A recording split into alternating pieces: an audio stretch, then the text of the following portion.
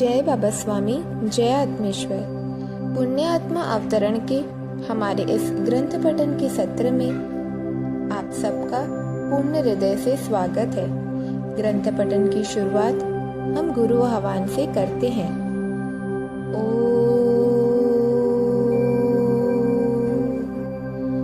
गुरुर्ब्रह्मा गुरुर्विष्णु गुरुर्देवो महेश्वर गुरुर्साक्षात्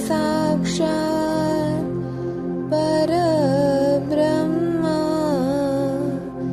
तस्मै श्री गुरवे नमः। तस्मै श्री गुरवे नमः। तस्मै श्री गुरवे नमः।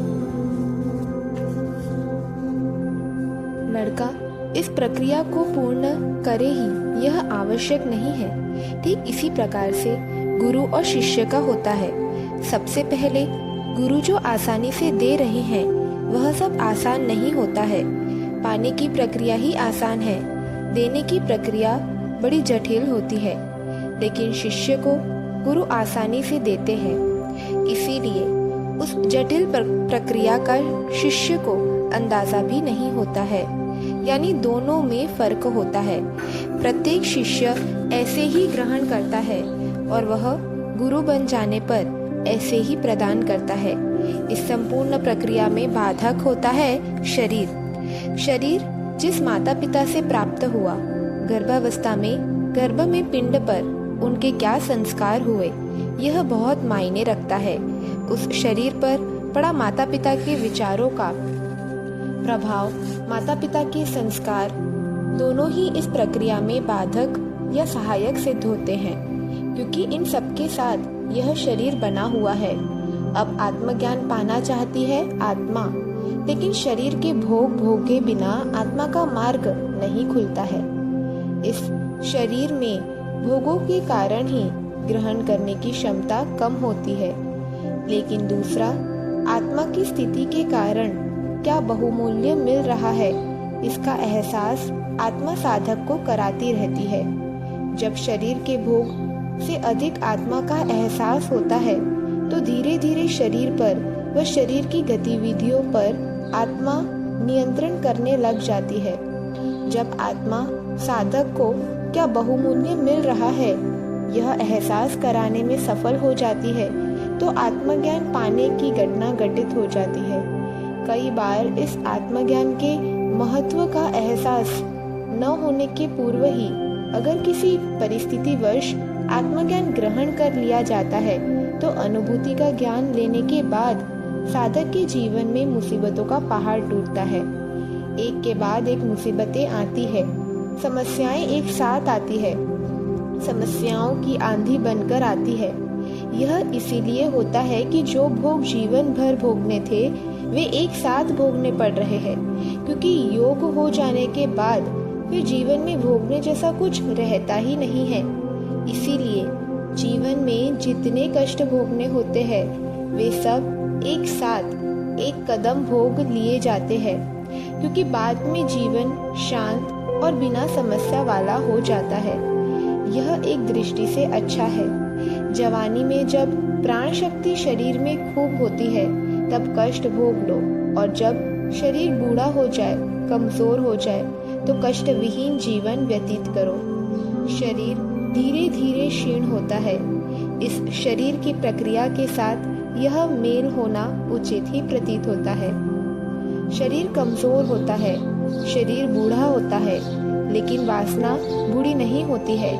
एक जवान मनुष्य की और एक जर्जर वृद्ध व्यक्ति की वासना समान होती है।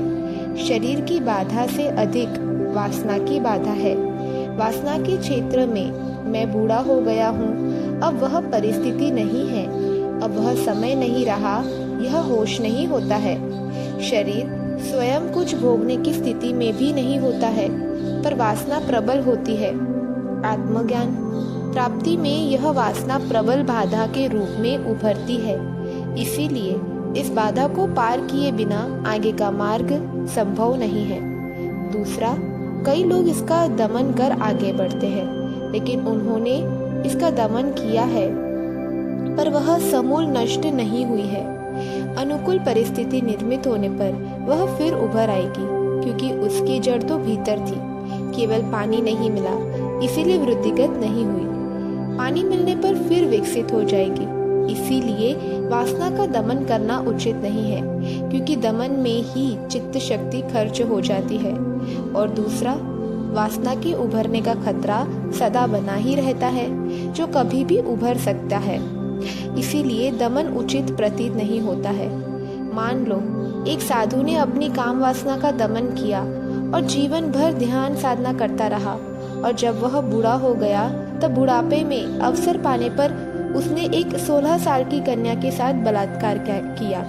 यानी इतने साल जबरदस्ती से दबाकर रखी हुई काम वासना बुढ़ापे में विकृत स्वरूप से बाहर आ गई। इस प्रकार की काम वासना ही नहीं, कोई भी वासना जब हम दबाते हैं तब वह बहुत छोटे स्वरूप में होती है, इसीलिए तो हम दबा पाते हैं। लेकिन जब वह बाहर आती है तो बड़ी गति के साथ, प्रवाह के साथ आती है, क्योंकि इतने साल दबाने के कारण उसमें एक गति निर्मित हो जाती है। इसीलिए आध्यात्मिक क्षेत्र में कोई भी वासना लेकर बढ़ना ही नहीं चाहिए, क्योंकि इस क्षेत्र का गुण है संपूर्ण विकास, समग्र विकास, यानी वह आपको विकसित करती है। फिर आपके भीतर अगर काम वासना है या कोई भी वासना है तो वह भी आपके साथ साथ उसी अनुपात में ही विकसित होगी जिस अनुपात में आप विकसित हो रहे हैं। इसीलिए इस क्षेत्र में संपूर्ण शुद्ध हुए बिना आना ही नहीं चाहिए, क्योंकि एक छोटी सी वासना के साथ अगर आपने इस क्षेत्र में प्रवेश किया तो वह एक वासना ही आपके पतन का कारण बन जाती है। वासना से मुक्ति का साधन है, एक तो उसे भोग लो ताकि उसमें चित्त कभी जाए ही नहीं, और उसे भोगकर उससे बाहर आ जाओ, या आत्मज्ञान से वासना को जान लो। आप जान लेना भी वासना से आपको बाहर निकालता है, क्योंकि वासना को जान लेने के बाद आपको यह एहसास हो जाता है कि इसमें शाश्वत सुख है ही नहीं, यह तो शरीर सुख है क्षण भर का। फिर आप शाश्वत सुख की खोज में आगे बढ़ जाते हैं और इस प्रकार वासना छूट जाती है, और यह कार्य आत्मिक स्तर पर होता है और आप पवित्र शुद्ध आत्मा बन जाते हैं, ऐसी आत्मा जो वासना रहित होती है। इस प्रकार संपूर्ण पवित्र शिष्य अगर किसी गुरु को मिलता है तो गुरु को लगता है मेरी साधना पूर्ण हो गई, मेरा जीवन सफल हो गया, मेरे जीवन का उद्देश्य समाप्त हो गया, बस आज ऐसे ही स्थिति मेरी है, मैं तो एक माध्यम बना हूँ तुम्हें देने के लिए। आत्मज्ञान पाने के अधिकारी पुरुष तो तुम थे ही, अन्यथा मैं दे भी नहीं सकता था। आज मैं खुश हूँ कि मेरे आत्मज्ञान का खजाना मैं अपने जीवन काल में सही हाथों तक पहुंचा सका। मैंने कहा आप बड़े दयालु हैं, आप करुणा के सागर हैं। यह सब मुझे समझाना आपके ज्ञान की विशालता व उदारता का प्रतीक है। आपने जो बहुमूल्य ज्ञान मुझे दिया, अब मुझे आशीर्वाद भी दे कि मैं भी ऐसी पवित्र आत्माओं तक यह पहुंचा सकूं, क्योंकि यह सब पाने का मेरा उद्देश्य ही प्रतिशारत आत्माओं को देना था। गुरुदेव ने कहा यह एकमात्र पवित्र उद्देश्य ही है जो तुम्हें औरों से अलग दर्जा देता है। तुम्हारी सबसे बड़ी विशेषता है कि तुम्हारा जन्म देने के लिए हुआ है। यह तुम्हारे जीवन का रहस्य आज तुम्हें बता रहा हूँ। तुम्हारा निर्माण ही इस बांटने के उद्देश्य से किया गया है। तुम्हारे जन्म की इच्छा कई आत्माओं ने की है। हजारों आत्माओं तुम्हारे जन्म के लिए प्रतिशारत थी, सालों से इंतजार कर रही थी कि कब वह मोक्षदाता आएगा और कब हमें मोक्ष मिलेगा। तुम्हारे जन्म में हजारों आत्माओं का प्रयत्न है, प्रार्थना है, इच्छा है। तुम्हारा जन्म ही सामूहिकता में हुआ है। तुम एक बहुत बड़े आत्माओं के सागर का नेतृत्व करोगे। लाखों आत्माएं तुमसे आकर जुड़ेगी। तुम्हारे आत्मज्ञान के कुंड में लाखों आत्माएं मोक्ष पाने के लिए डुबकी लगाएंगी। तुम एक युग पुरुष हो, क्योंकि तुम्हारे जीवन के साथ एक आध्यात्मिक युग की समाप्ति होगी, एक बहुत बड़ी आध्यात्मिक क्रांति के तुम सूत्रधार बनोगे। यह सब इसीलिए होने वाला है कि तुम्हारा जन्म ही उन लाखों आत्माओं की प्रार्थना से हुआ है। केवल तुम्हें इसका कोई ज्ञान नहीं है। समय आने पर यह सारा ज्ञान भी स्वयं ही हो जाएगा। तुम क्या हो यह तुम नहीं जानते।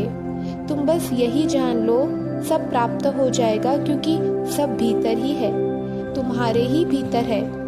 पर तुम्हें प्राप्त नहीं है, तुम्हें ज्ञान नहीं है। बस यही तुम्हारे में और मेरे में अंतर है। गुरुदेव बोले जा रहे थे। मैं नतमस्तक होकर सुन रहा था। मैं ऐसे ग्रहण कर रहा था मानो यह सब हो। यह इच्छा गुरुदेव कर रहे हैं और ये उनके द्वारा मुझे दिए जा रहा है। आशीर्वाद है जो मुझे ग्रहण करने चाहिए, इसीलिए मैं ग्रहण कर रहा था। एक दिन सुबह गुरुदेव मुझे लेकर नीचे की नदी की ओर चल दिए। नदी पर पहुंचकर स्नान किया और वापस आश्रम की ओर आए। आते समय गुरुदेव ने दोनों हाथों की अंजलि बनाकर उसमें पानी लिया। वे अपने आश्रम में रखे शिवलिंग पर वे जल चढ़ाना चाहते थे, पर आश्रम आते आते वह सारा पानी उनकी उंगलियों से बह जाता था। वे फिर वापस नदी पर जाते थे, स्नान करते थे, फिर पानी हाथ में लेते थे और आश्रम की ओर आते थे। और आश्रम पहुंचते पहुंचते फिर पानी समाप्त हो जाता था। फिर नदी पर जाते थे। वे नदी पर जाते, मैं नदी पर जाता। वे आश्रम आते, मैं उनके साथ आश्रम आता था। ऐसा वे दिन में बार बार कर रहे थे।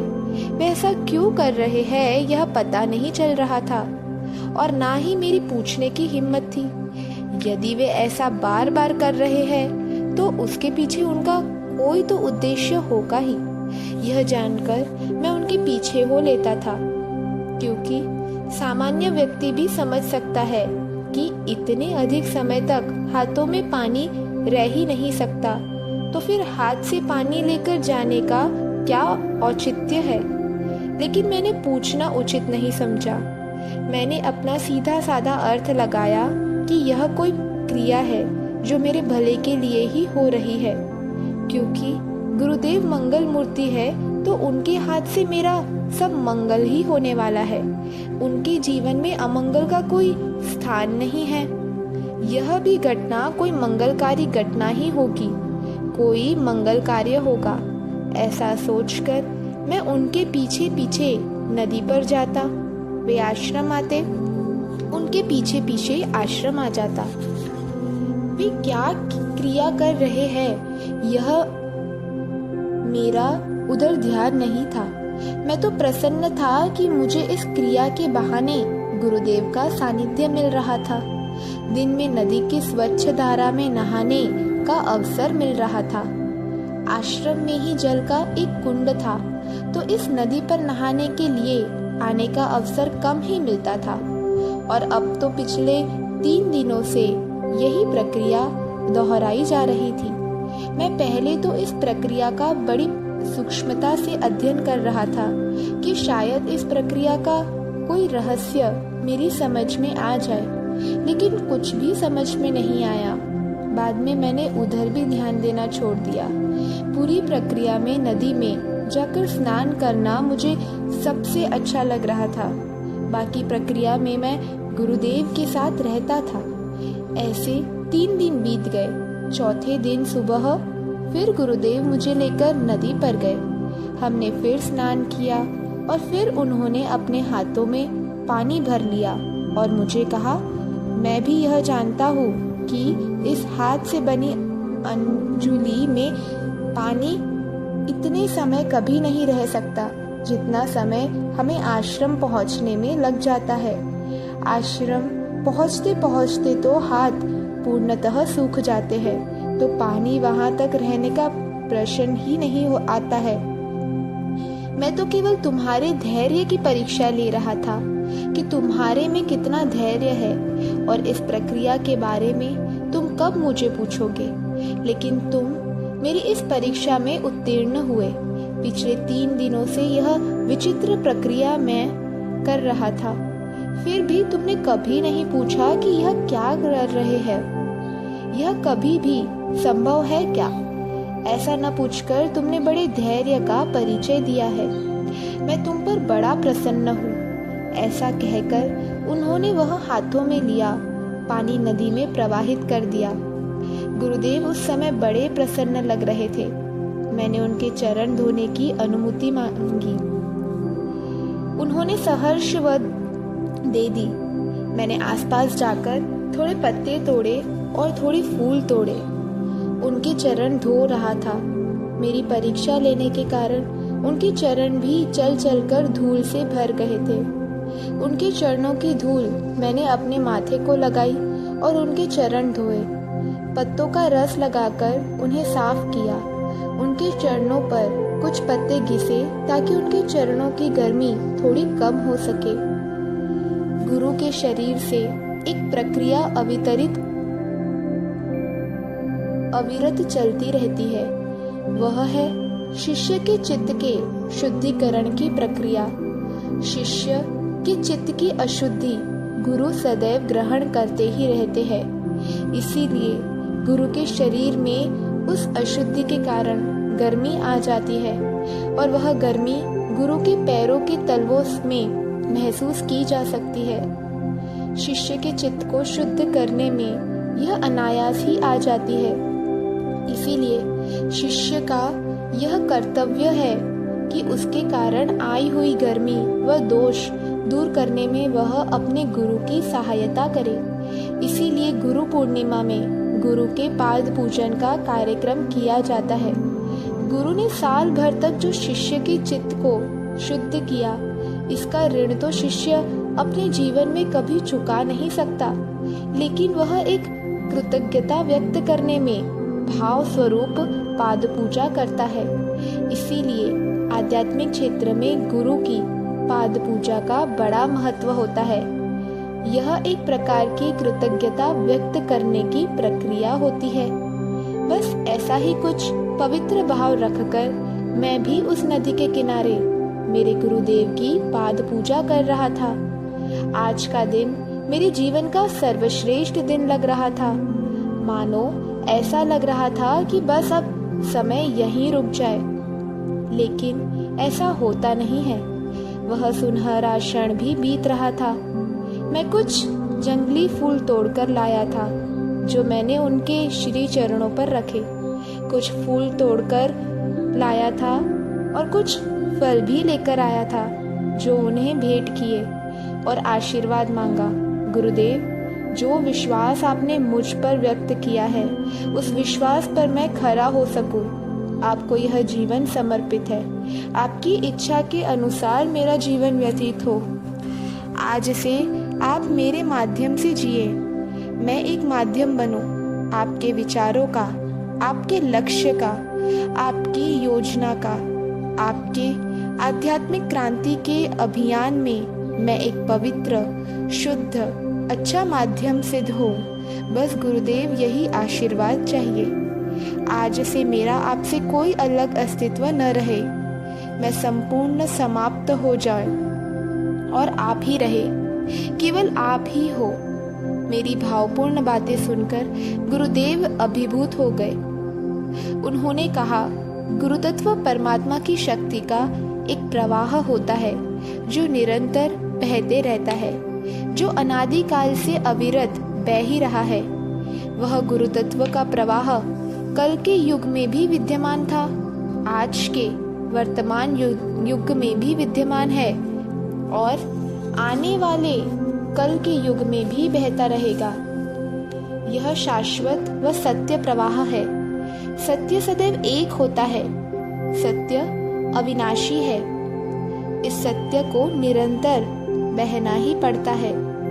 गुरुतत्व कोई शरीर नहीं है जो नाशवान हो। गुरुतत्व शाश्वत होता है।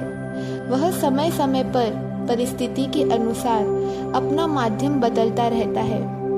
इस माध्यम का चुनाव भी गुरु तत्व नहीं करता, माध्यम गुरु तत्व का चुनाव करते हैं। जो भी शरीरधारी आत्मा अपने अस्तित्व को मिटाने के लिए तैयार हो जाए, जो भी अपने मैं के अहंकार को छोड़ने के लिए राजी होता है, गुरु तत्व उसमें बहने के लिए राजी होता है। वह गुरु तत्व तो माध्यम में बहने के लिए तैयार ही बैठा हुआ रहता है। कौन सी शरीरधारी आत्मा इसके लिए तैयार हो रही है, उसे शरीरधारी आत्मा की ही आवश्यकता होती है, क्योंकि उसे वर्तमान समय में प्रकट होना पड़ता है। गुरु तत्व परमात्मा की वह शक्ति है जो धरती पर अवतरित होने के लिए सदैव तैयार रहती है। जिस प्रकार से सूरज अपना प्रकाश देने के लिए सदैव तैयार होता है, सूरज अपना प्रकाश सबको समान रूप से देता रहता है, वह कोई भेदभाव नहीं करता है।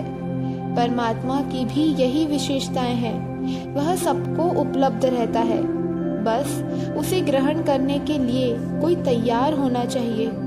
अगर हम हमारे घर के दरवाजे खिड़कियां बंद करके रखेंगे तो हमारे घर में अंधेरा होगा और फिर हम शिकायत करेंगे सूरज से कि तू पड़ोसी के घर प्रकाश देता है और हमारे घर में प्रकाश नहीं देता है।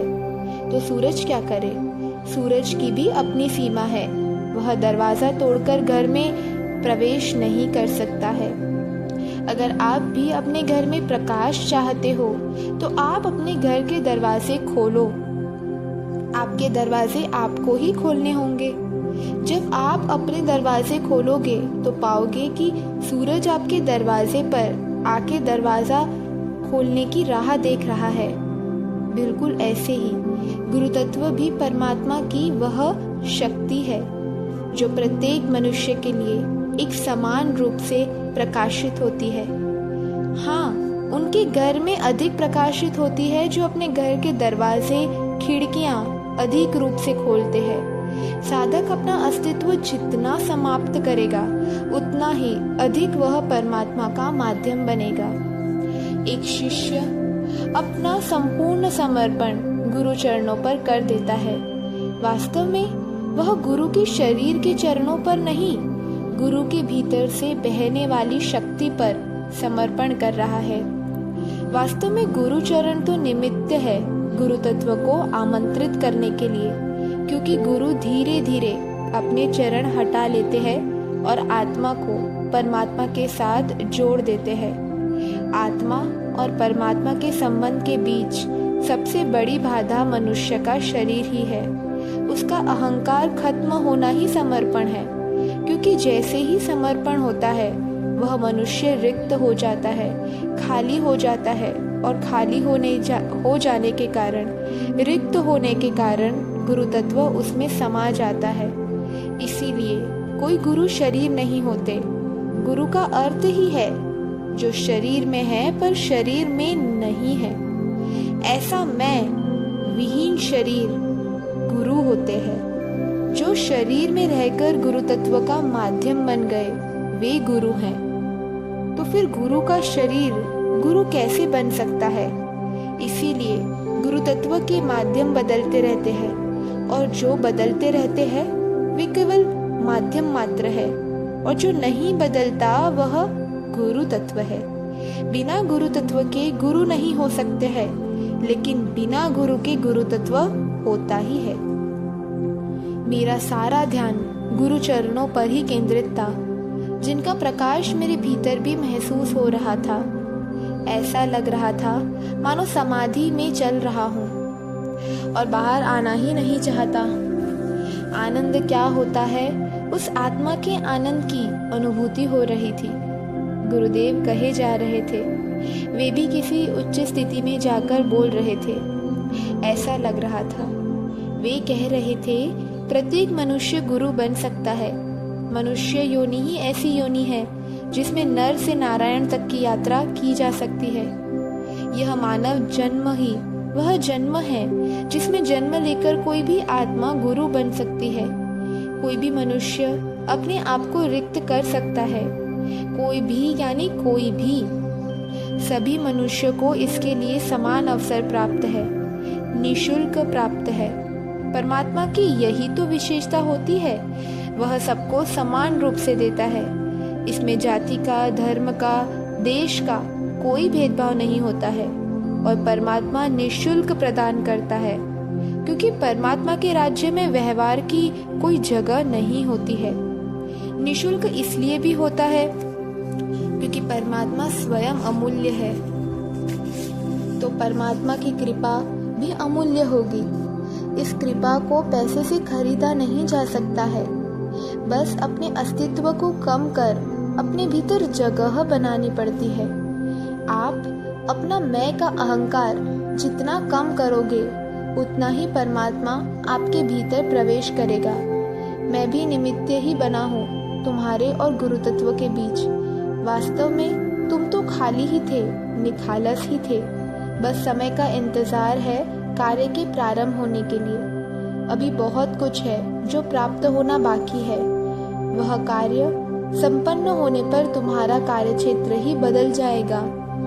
कोई क्षेत्र की सीमा तुम्हारे कार्य को बांध नहीं सकती, क्योंकि तुम्हारा कार्य क्षेत्र प्रत्येक मनुष्य के हृदय में है।